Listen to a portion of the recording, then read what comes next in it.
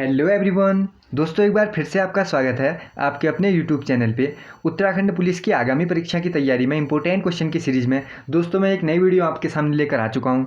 इस वीडियो में हम उत्तराखंड सामान्य ज्ञान और जीके जीएस दोनों के ही क्वेश्चन देखने वाले हैं। तो चलिए दोस्तों, साथ मिलकर आज की वीडियो को भी स्टार्ट करते हैं। शुरुआत करते हैं हम अपने उत्तराखंड से और ये रहा हमारा पहला सवाल।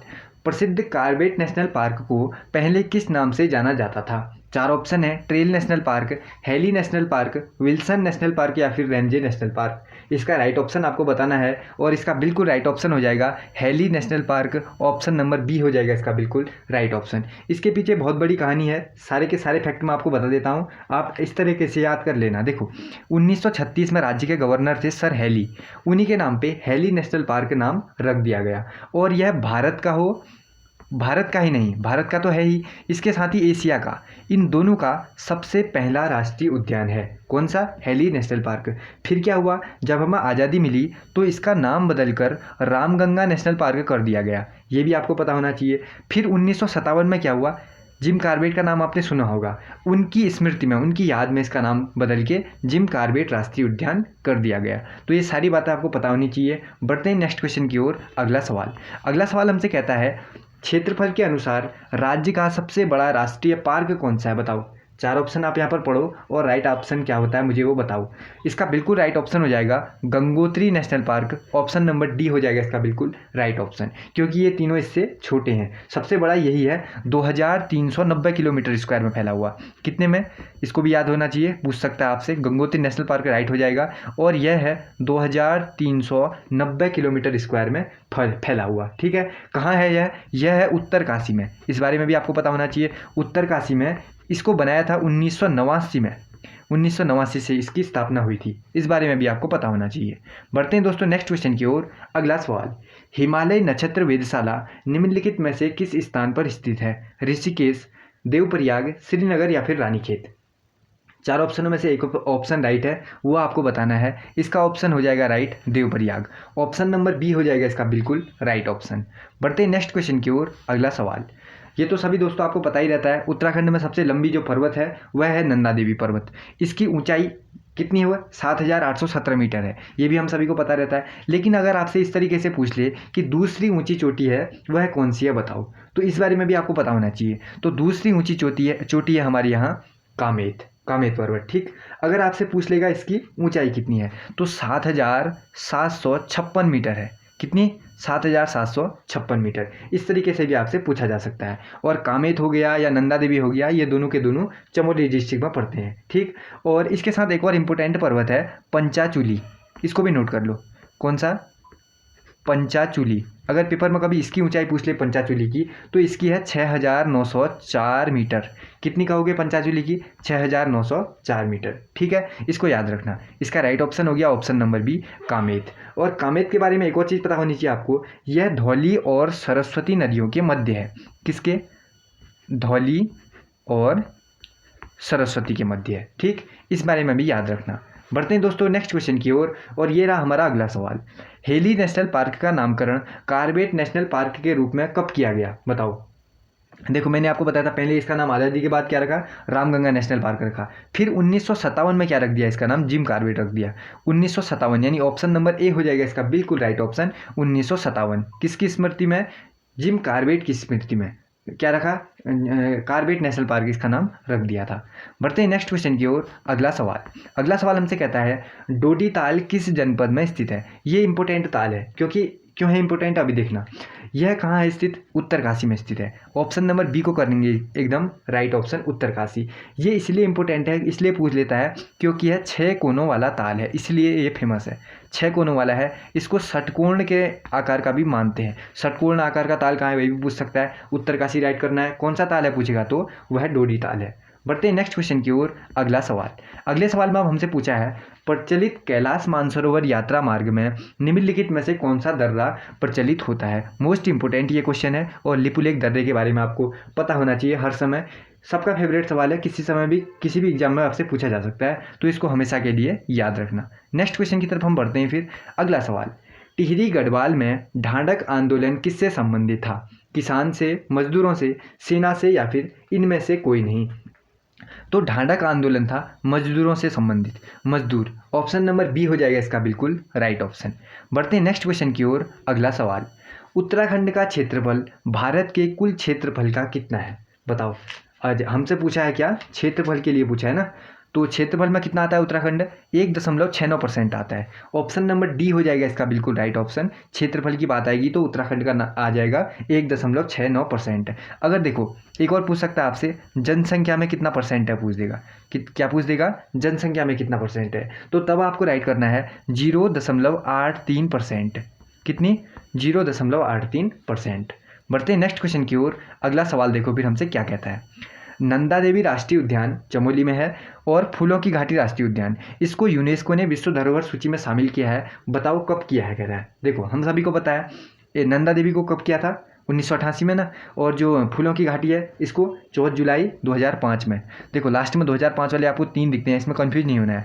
सबसे फर्स्ट में जो पूछा है हमसे नंदा देवी पूछा है तो नंदा देवी का आगे लिखेंगे, और फूलों की घाटी बाद में है तो फूलों की घाटी बाद में लिखेंगे। 14 जुलाई 2005 को फूलों की घाटी को शामिल किया था। तो ऑप्शन नंबर ए हो जाएगा इसका बिल्कुल राइट ऑप्शन। अगले सवाल की तरफ हम साथ में बढ़ते हैं। फिर देखो अगला सवाल, उत्तराखंड राज्य का सबसे पुराना वन्यजीव विहार कौन सा है? अभी हमने नेशनल पार्क भी देख लिया, अब यहाँ पर आपसे वन्यजीव विहार पूछा है, कौन सा हो जाएगा सबसे पुराना? देखो सबसे पुराना है गोविंद वन्यजीव विहार। ऑप्शन नंबर बी हो जाएगा इसका बिल्कुल राइट ऑप्शन। ये तीनों इससे पीछे बने हैं। देखो जो गोविंद वन्यजीव विहार है ना, और ये बन गया था 1955 में। ये कहाँ बन गया, ये कब बन गया था? 1955 में बन गया था। और यह स्थित हो जाएगा कहाँ? उत्तरकाशी में। कहाँ स्थित हो जाएगा? उत्तरकाशी में। इसको याद रखना है, गलती से भी केदारनाथ वन्यजीव विहार नहीं करना है। कुछ लोग इन दोनों में कंफ्यूज हो जाते हैं, केदारनाथ वन्यजीव विहार पहले बना था बाद में बना था। ये बना है 1972 में, तो ये तो बहुत बाद में बना है, तो ये आपको पता होना चाहिए। और गोविंद वन्यजीव विहार 1955 में बना, उत्तरकाशी में था बना। लेकिन जो केदार वन्यजीव विहार था ये 1972 में बना। और कहाँ बना? चमोली में। ये कहाँ स्थित आ जाएगा? तो एक चमोली में और रुद्रप्रयाग में। रुद्रप्रयाग में, इन दोनों जगह में क्या आ जाएगा? यह स्थित हो जाएगा। बढ़ते हैं दोस्तों नेक्स्ट क्वेश्चन की ओर। अगला सवाल, सारे के सारे इंपॉर्टेंट क्वेश्चन दोस्तों मैं लेकर आया हूँ। तो जो क्वेश्चन आपको नहीं आ रहे हैं, कुछ क्वेश्चन ऐसे होंगे जो आपको नहीं आ रहे होंगे, हालांकि मैंने सबसे सिंपल लेवल का सेट किया है जो आपके एग्जाम में लेवल देखने को मिलता है उस टाइप का। अगर नहीं आते हैं तो उन्हें नोट कर लिया करो ताकि आपको दोबारा वीडियो देखने की ज़रूरत ना पड़े। चिपको आंदोलन 1974 में रैणी गांव की महिलाओं ने किया था, हमें पता है। तो उसकी नेतृत्व करने वाली महिला कौन थी? उन महिला का नाम क्या था? यह हमसे पूछा गया है। तो किसका नाम हम दे देंगे? गौरा देवी का। ऑप्शन नंबर बी हो जाएगा इसका बिल्कुल राइट ऑप्शन, गौरा देवी। अगले सवाल की तरफ हम साथ में बढ़ते हैं। हस्तशिल्प सामग्री मोस्टा बनाई जाती है, यूकेएसएससी ने इसको पूछा भी है अपनी परीक्षा में। किससे बनाई जाती है? रिंगाल से। जो पहाड़ों से, जो पर्वतीय क्षेत्रों से होंगे उनको पता होगा रिंगाल घास के बारे में। तो ऑप्शन बी हो जाएगा इसका बिल्कुल राइट ऑप्शन। नेक्स्ट क्वेश्चन देखो अगला सवाल, कुमाऊं क्षेत्र में सिंचाई का सबसे प्रमुख साधन क्या है? नहर, नलकूप, कुआं या फिर झील? तो क्या कर लूँ मैं इसमें राइट? इसमें राइट कर लेते हैं हम नलकूप, है ना। तो ऑप्शन नंबर बी हो जाएगा इसका बिल्कुल राइट ऑप्शन। नेक्स्ट क्वेश्चन की तरफ हम साथ में बढ़ते हैं। अगला सवाल देखो, पहले हम उत्तराखंड बनाएंगे, इसके बाद जीके जीएस के भी कुछ क्वेश्चन मैं आपके लिए लाया हूँ। किस स्थान से भागीरथी को गंगा नाम से जाना जाता है? किसको राइट कर लूँ फिर? देवप्रयाग को कर लूँ? तो ऑप्शन नंबर बी को कर लेते हैं, देवप्रयाग हो जाएगा इसका बिल्कुल राइट ऑप्शन। बढ़ते हैं दोस्तों नेक्स्ट क्वेश्चन की ओर। अगला सवाल देखो फिर, मोस्टा को उत्पादित करने में कौन सा कच्चा माल प्रयुक्त किया जाता है? जैसे ऊपर प्रश्न पूछा था ना, उसको बदल के आपसे ऐसे भी पूछ सकता है। तो रिंगाल का नाम आपको पता होना चाहिए। मोस्टा जो होता है वह किससे बनाया जाता है? रिंगाल घास से बनाया जाता है। रिंगाल नाम आपको पता होना चाहिए। अगला सवाल हमसे कहता है, स्वतंत्रता से पूर्व राज्य में व्यापार कैसे होता था? देखो मेले लगते होंगे तब अपना सामान बेचते होंगे लोग। मध्यस्थों यानी कोई कुछ सामान लाया, दूसरा कुछ सामान लाया, उन्होंने व्यापार किया। प्रदर्शनियाँ लगती होंगी, है ना, प्रदर्शनी लगती होंगी। तो इन सभी के द्वारा को हम क्या कर लेते हैं? राइट ऑप्शन कर लेते हैं। इन सभी के द्वारा ही पहले व्यापार होता था। अगला सवाल देखो, कोटेश्वर बांध का निर्माण किस नदी पर किया जा रहा है? अलकनंदा, धौलीगंगा, भागीरथी या फिर बिरही गंगा? किसको राइट करूँ इसमें से मैं? इसमें राइट कर लेते हैं हम भागीरथी को। ऑप्शन नंबर सी हो जाएगा इसका बिल्कुल राइट ऑप्शन। भागीरथी नदी पर निर्माण किया जा रहा है कोटेश्वर बांध का। नेक्स्ट क्वेश्चन की तरफ हम साथ में बढ़ते हैं, और ये इंपॉर्टेंट क्वेश्चन है, इसको आपको पता होना चाहिए। अगले की तरफ हम बढ़ते हैं। फिर देखो अगला देखो, कुमाऊं का रेलवे, उत्तराखंड का कौन सा रेलवे स्टेशन है जो गढ़वाल और कुमाऊं दोनों क्षेत्रों के लिए उपयोगी है? यह है मोस्ट इंपोर्टेंट क्वेश्चन, सीधे सीधे इसी तरह आपसे देखने को मिल जाएगा। तो कौन सा वह स्टेशन है बताओ? रामनगर का। ऑप्शन टनकपुर, कोटद्वार, ऋषिकेश या फिर रामनगर। तो ऑप्शन नंबर सी हो जाएगा इसका बिल्कुल right option, Ramnagar. Next question देखो, निम्नलिखित में से कौन सुमेलित नहीं है? जो गलत लिखा हुआ है उसे हम बताना है। ये हमने 5 पढ़े थे, मैंने 5 के 5 आपको बताए थे। जॉली ग्रांट कहाँ हो गया? देहरादून में। और पंतनगर हवाई अड्डा उधम सिंह नगर, ठीक है। नैनी सैनी हो गया पिथौरागढ़ में, ठीक है। ये तो तीनों ठीक लिखे हुए हैं। फिर उपरोक्त में से कोई नहीं, कोई भी गलत नहीं है, तो ऑप्शन नंबर डी हो जाएगा इसका बिल्कुल राइट ऑप्शन। इसके अलावा 2 और बचे, फिर कौन सा बचा उसको भी हम पढ़ लेते हैं। एक बचा गोचर हवाई अड्डा, ये कहाँ था? चमोली में था। ये तो नाम से आपको पता चल गया होगा ना, ठीक है, इसको याद कर लिया आपने। और कौन बचा फिर 5वां? और बचा चिन्याड़ी सोन। और कौन सा बचा? चिन्याड़ी सोन, इसको ऐसे देख लो, चिन्याड़ी सोन। तो ये कहाँ था? उत्तरकाशी में था, है ना, उत्तरकाशी में था। इसको इसी तरह देख लो, इसको हम क्लियर करते हैं। तो इनमें से कोई नहीं, इसका बिल्कुल राइट ऑप्शन हो जाएगा ऑप्शन नंबर डी, क्योंकि सभी के सभी सही लिखे गए हैं। अगले सवाल की तरफ हम साथ में बढ़ते हैं। अगला सवाल, राज्य की कुल जनसंख्या में महिलाओं का प्रतिशत कितना है? बताओ फिर महिलाओं का परसेंट कितना आ जाएगा? किसको कर लो राइट ऑप्शन? ये देखो 49.07%। एक चीज़ मैंने आपको याद करने के लिए बताया था, पहले 7 लिखना, फिर 7-7-49 लिख देना, और पॉइंट परसेंट, इतना परसेंट क्या था? महिलाओं का था। तो 06 लिखा है, लगभग इसी के समान हो गया, इसको याद करना आप। 49.07% क्या हो जाएंगी? हमारे यहाँ महिलाएं हो जाएंगी। अगले सवाल की तरफ हम साथ में बढ़ते हैं, देखते हैं अगला सवाल हमसे क्या कहता है। अगला सवाल देखो फिर, नेक्स्ट क्वेश्चन, राज्य की जनसंख्या वृद्धि दर 2001-11 में कितनी रही? कितनी रही फिर बताओ 2001-11 में? इस ऑप्शन को क्लियर कर देते हैं हम यहाँ पर, इन ऑप्शन में से वो नहीं है। तो जनसंख्या वृद्धि दर जो 1-11-10 की वृद्धि दर कितनी रही थी? 1881 रही थी ना। पहले 1-8 लिखो, उसके बाद इसको उल्टा करके 8-1 लिख दो, पॉइंट लगा के परसेंट लिख दो, तो ऐसा हो जाएगा इसका बिल्कुल राइट ऑप्शन। 18.81% रही थी, तो इसको आपको याद रखना है, ठीक। और एक और चीज़ पता होना चाहिए आपको, जो 10 की वृद्धि दर है सभी राज्यों में, पूरे देश में अगर बात करें तो उत्तराखंड कौन से स्थान पर था? ऐसा कर लो, देखो ये होती है 10 की वृद्धि दर। इसमें देखते हैं उत्तराखंड का देश में स्थान कौन सा था, तो वह था 18वां स्थान। 10 की वृद्धि दर में कौन सा स्थान हो जाएगा? 18वां स्थान हो जाएगा। और पूछा जाएगा आपसे कितनी है? 18.81% हमारे यहाँ 10 की वृद्धि दर है। बढ़ते हैं दोस्तों नेक्स्ट क्वेश्चन की ओर। अगला सवाल, यहाँ पर हम अब वो पूरा कर चुके हैं अपना उत्तराखंड सामान्य ज्ञान। इसके बाद आपसे जीके जीएस के कुछ क्वेश्चन आएंगे, तो बताओ इनका आंसर। योजना आयोग का पदेन अध्यक्ष कौन होता है? ये जीके जीएस के जो मैं दोस्तों क्वेश्चन लाए हूँ आपके लिए, ये कहीं ना कहीं पहले रिपीट हो चुके हैं परीक्षाओं में। यूके SSC ने इन्हें बार बार पूछा है, SSC की बहुत सारी परीक्षाओं में रिपीट हो चुके हैं। तो ऐसा हो सकता है कि एक ही मौके से भी आपको 2 या 3 नंबर सीधे सीधे पेपर में देखने को मिल जाए। तो इन्हीं क्वेश्चनों को मैं आपके लिए लाता रहता हूँ। तो ये रिपीट क्वेश्चन है, तो मुझे लगा आपके साथ बताना चाहिए, तो मैं इसीलिए मैंने इस वीडियो में इनको सिलेक्ट किया है। बताओ फिर, योजना आयोग का पदेन अध्यक्ष कौन होता है? कौन होता होगा? प्रधानमंत्री। ऑप्शन नंबर सी हो जाएगा इसका बिल्कुल राइट ऑप्शन, प्रधानमंत्री। नेक्स्ट क्वेश्चन की तरफ हम साथ में बढ़ते हैं। विश्व की सबसे गहरी झील कौन सी है? बताओ फिर, विश्व की सबसे गहरी झील, बैकाल, सुपीरियर, कैस्पियन या फिर जॉर्ज झील? क्या हो जाएगा राइट ऑप्शन? बैकाल झील हो जाएगी। सबसे गहरी वाली कौन सी हो जाएगी? बैकाल झील। नेक्स्ट क्वेश्चन की तरफ हम साथ में बढ़ते हैं। अगला सवाल, क्षेत्रफल की दृष्टि से विश्व का सबसे छोटा देश कौन सा है? Monaco, Norway, Liechtenstein, Vatican City? तो इस बारे में तो आपको पता ही होगा शायद, हाँ पता ही होगा अधिकतर लोगों को, वेटिकन सिटी हो जाएगा सबसे छोटा देश। नेक्स्ट क्वेश्चन, भारत में दल विहीन प्रजातंत्र का समर्थन किसने किया था? SSC की बहुत सारी परीक्षाओं में रिपीट है, तो आपके उत्तराखंड पुलिस या फॉरेस्ट गार्ड में इस टाइप का क्वेश्चन भी एक बन सकता है। किसने किया था दल विहीन प्रजातंत्र? इसकी प्रस्तावना लाए थे जयप्रकाश नारायण, तो इसी को हम राइट ऑप्शन कर लेते हैं। तो इन्होंने क्या किया होगा? समर्थन भी किया होगा। जयप्रकाश नारायण हो जाएगा इसका बिल्कुल राइट ऑप्शन। अगले सवाल की तरफ हम साथ में बढ़ते हैं। ये मोस्ट इंपोर्टेंट, इस क्वेश्चन को कर लो। इस क्वेश्चन को, मेन कैंप नामक पुस्तक के लेखक कौन है? तो कौन हो जाएगा? हिटलर। ऑप्शन नंबर सी हो जाएगा इसका बिल्कुल राइट ऑप्शन। नेक्स्ट क्वेश्चन की तरफ हम साथ में बढ़ते हैं, और ये देखो अगला सवाल, उत्तरी ध्रुव पर पहुंचने वाली प्रथम भारतीय महिला कौन है? मोस्ट इंपोर्टेंट ये भी क्वेश्चन।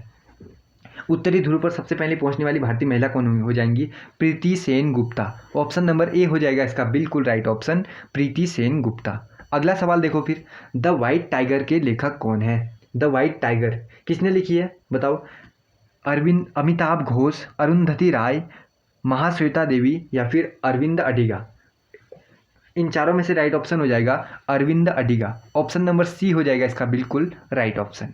अगला सवाल देखो फिर, प्रार्थना समाज का गठन किसने किया था? देखो ये क्वेश्चन भी आपसे बार बार पूछता है, रिपीटेड इस क्वेश्चन को कर लेते हैं। इसमें आपको आत्माराम पांडुरंग का नाम याद होना चाहिए। प्रार्थना समाज का गठन किसने किया था? आत्माराम पांडुरंग। नेक्स्ट क्वेश्चन की तरफ हम साथ में बढ़ते हैं। अगला सवाल देखो, यहाँ पर कुछ साइंस के क्वेश्चन है, इस टाइप के भी आपको 1-2 नंबर बढ़ा सकते हैं। टेलीस्कोप का आविष्कार किसने किया था? बताओ। Telescope, madam Curie, Galileo, Roentgen या फिर मार्कोनी? किसने किया होगा टेलीस्कोप का? गैलीलियो ने। ऑप्शन नंबर बी ने, गैलीलियो हो जाएगा इसका बिल्कुल राइट ऑप्शन। अगला सवाल, मानचित्र बनाने के विज्ञान को क्या कहते हैं? बताओ। जो मानचित्र बनाते हैं ना, उस विज्ञान को क्या कहते हैं? उसे कहते हैं कार्टोग्राफी। जैसा आपने देखा होगा, जो मानचित्र बनाते हैं, जैसे कार्टोग्राफर की जॉब भी आती है, वैकेंसी आती है, तो वो लोग मानचित्र बनाते हैं, तो उसे कार्टोग्राफी कहते हैं। इसको आपको याद रखना। अगले सवाल की तरफ हम बढ़ते हैं। अगला सवाल, वह कौन व्यक्ति हैं भारत के मिसाइल मैन? बहुत छोटा सा सवाल है, इसको सीधे सीधे doctor APJ Abdul Kalam right करते हैं। नेक्स्ट क्वेश्चन की तरफ साथ में बढ़ते हैं। ओजोन में क्या होती है? बताओ। केवल ऑक्सीजन होती है, हाइड्रोजन और कार्बन होते हैं, ऑक्सीजन और नाइट्रोजन होती है, या फिर ऑक्सीजन और कार्बन होते हैं? देखो, ओजोन में कितने परमाणु होते हैं? ऑक्सीजन के 3 होते हैं। O3 है ना, तो O केवल ऑक्सीजन दिख रहा है हमें, तो ऑप्शन नंबर ए को करना पड़ेगा हमें यहाँ पर राइट ऑप्शन। नेक्स्ट क्वेश्चन की तरफ हम साथ में बढ़ते हैं और अगला सवाल देखते हैं हमसे क्या कहता है। अगला सवाल देखो दोस्तों, मैं ऑप्शनों को इसलिए भी नहीं बोलता क्योंकि उससे वीडियो ज़्यादा लंबी बन जाती है, तो हम कम समय में ज़्यादा क्वेश्चनों को अटेम्प्ट करने की कोशिश करेंगे ताकि आपको भी फायदा मिले। सर्व शिक्षा अभियान के अंतर्गत किस वर्ग के बच्चे आते हैं? किस वर्ग के आते होंगे? 6 से 14 के, है ना, 6 से 14 साल के आते होंगे। ऑप्शन नंबर बी हो जाएगा इसका बिल्कुल राइट ऑप्शन। अगला, सुंदरबन के जंगल को क्या कहा जाता है? सुंदरबन के जंगल होते हैं, उन्हें मैंग्रोव कहा जाता है। ऑप्शन नंबर बी हो जाएगा इसका बिल्कुल राइट ऑप्शन, मैंग्रोव। अगला सवाल देखो फिर हमसे क्या कह रहा है, शोर को किस में मापा जाता है? शोर यानी जो हल्ला होता है, उसे किस में मापते हैं? डेसिबल में। ऑप्शन नंबर डी में, है ना। शोर को किस में मापा जाता है? डेसिबल में मापा जाता है।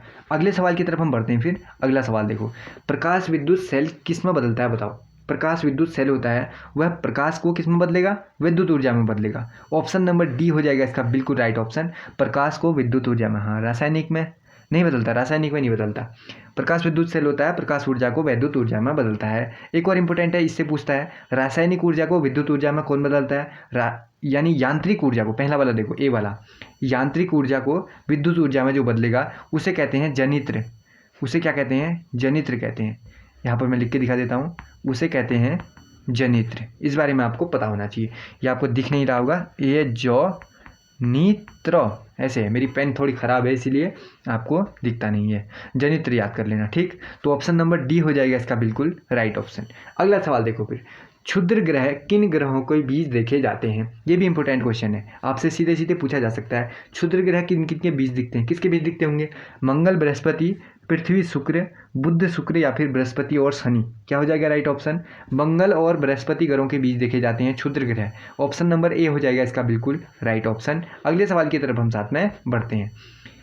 कारखानों अथवा खानों में व्यक्ति नियुक्ति किया जाता है, उसकी उम्र कम से कम कितनी होनी चाहिए? 18 साल, 12 साल, 14 साल या फिर 20 साल? 18 साल कम से कम होनी चाहिए, उससे नीचे उसकी उम्र नहीं होनी चाहिए, जो खानों वगैरह में, फैक्ट्रियों में जो बच्चे काम करते हैं। अगला सवाल देखो फिर हमसे क्या कहता है। नेक्स्ट क्वेश्चन, अगले सवाल में हमसे पूछा गया है साइलेंट वैली। इसको तो आपने बहुत जगह देख लिया होगा, है ना। तो बिना आंसर ऑप्शन देखे हम केरल को राइट कर लें और नेक्स्ट केरल को राइट करते हैं और अगले सवाल की तरफ बढ़ जाते हैं। अगला, राष्ट्रपति संविधान के किस अनुच्छेद के तहत राष्ट्रीय आपात स्थिति घोषित करता है? 352, 360, 356 या फिर 361? ये देखो, ये बन सकता है most important question UK police के लिए, खासकर आगे फर्स्ट गार्ड के लिए भी बन सकता है। देखो, इसमें 3 चीज़ें, एक चीज़ याद कर लो। जैसे हमारे उत्तराखंड में लगा था राष्ट्रपति शासन, तो राज्य में कब लगेगा? राज्य में कब लगता होगा? हमारे यहाँ किसके हिसाब से लगा था राज्य में? 356 के तहत लगा था ना, तो 356 हमें ऑप्शन नंबर बी में दिखता है। तो 356 के तहत राज्यों में आपातकाल लगेगा। कहाँ लगेगा? राज्यों में आपातकाल लगेगा। लेकिन हमसे राष्ट्रीय पूछा है, राष्ट्रीय मतलब देश में, तो किसके अंतर्गत लग जाएगा? 352 के अंतर्गत लग जाएगा। कहाँ? देश में। और 360 है, जो 360 के अंतर्गत कहाँ लगेगा? 360 के अंतर्गत लगेगा कौन सा आपातकाल? वित्तीय आपातकाल। वित्तीय आपातकाल। इस बारे में ऐसे देख लो, सबसे पहले राष्ट्रीय आपातकाल की स्थिति किसके अंतर्गत में घोषित करेगा? और राष्ट्रपति करेगा बस अनुच्छेद 352 के अंतर्गत। ये तो आपको पता हो गया किसके, राष्ट्रीय के। और राज्यों में कब लगा देगा, राज्यों में आपातकाल लगा देगा वह 356 के अंतर्गत। कहाँ लगा देगा, राज्यों में लगा देगा। इस बारे में आपको पता हो गया। 360 के अंतर्गत क्या करेगा फिर, वित्तीय आपातकाल लगा देगा। क्या लगा देगा, वित्तीय आपातकाल लगा देगा। कोई भी क्वेश्चन आपसे बन सकता है, मोस्ट इंपोर्टेंट है, तो आपको पता होना चाहिए। तो यहाँ पर हम पूरा कर चुके हैं दोस्तों अपना मॉक टेस्ट जो भी मैं लाया था आपके लिए इंपॉर्टेंट क्वेश्चन। तो हमेशा की तरह ये क्वेश्चन तो मैं आपको देता ही हूँ जिसका आंसर आपको बताना होता है कमेंट करके। तो आपको बताना है अभी भारत के उपराष्ट्रपति कौन है, जो वर्तमान उपराष्ट्रपति कौन है, वो आपको मुझे कमेंट करके बताना है जल्दी से जल्दी। वीडियो अगर आपको अच्छी लगती है तो अपने उन्हीं दोस्तों के साथ शेयर किया करो जो यूकेपीएससी के अंतर्गत आने वाली किसी भी परीक्षा की तैयारी कर रहे हैं। उन्हीं दोस्तों के साथ अपने इस वीडियो को शेयर कर दिया करो। बहुत जल्द मुलाकात होगी एक नई प्रैक्टिस सेट के साथ। तो मैं आपके लिए एक बड़ी वीडियो में लाने वाला था, आजकल मैं बड़ी वीडियो नहीं बना पाता। तो जो जीके हो गया, उत्तराखंड जीके हिंदी और इसके 20 क्वेश्चन जीके जीएस के, इनको सिलेक्ट करके एक बड़ी सी वीडियो मैं आपके लिए बना दूंगा फिर से। और बहुत जल्द मुलाकात होगी नई वीडियो के साथ। तब तक के लिए पढ़ते रहिए, मुस्कुराते रहिए। जय हिंद, जय भारत।